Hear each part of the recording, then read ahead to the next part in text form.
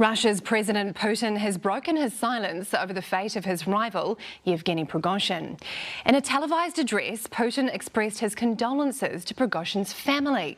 But then came the twist. Prigozhin, he said, was a man who'd made serious mistakes. What on earth could he have been referring to? Europe correspondent Lisette Raymer reports.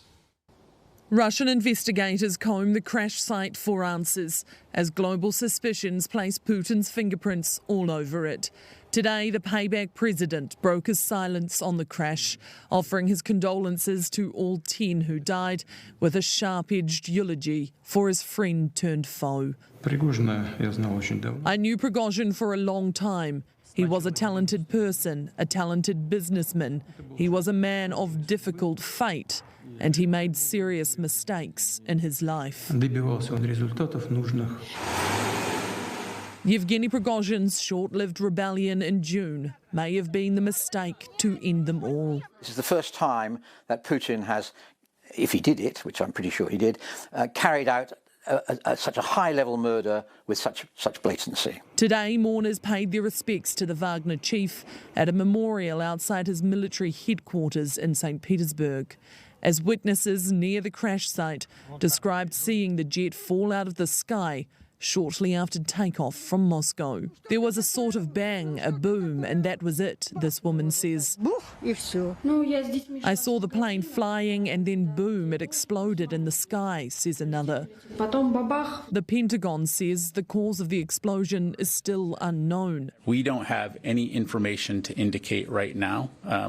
The press reporting stating that there was some type of surface-to-air missile that took down the plane. That we assess that information to be inaccurate. But Vladimir Putin's supporters have been quick to place blame on Ukraine.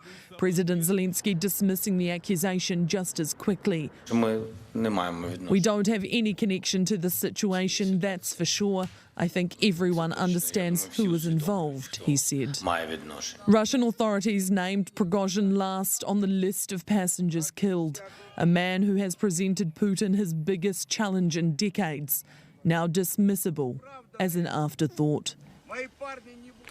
And Lisette, you've got new details about a piece of evidence for investigators in this really baffling whodunit.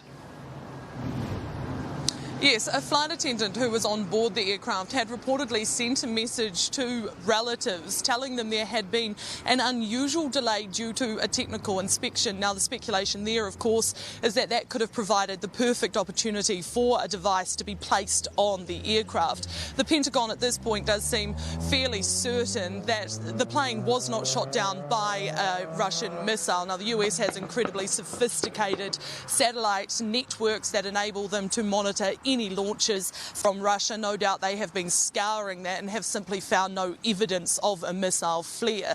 The other thing the US is pretty certain of at this point is that Prigozhin is in fact dead. Of course, this is a fact that has only been confirmed so far by the Russian authorities, and given this is a man we know has been using body doubles and disguises to go undetected since he was exiled to Belarus, there has been a lingering question mark over that as well, but the US confident at this point to say it is likely Prigozhin has been killed.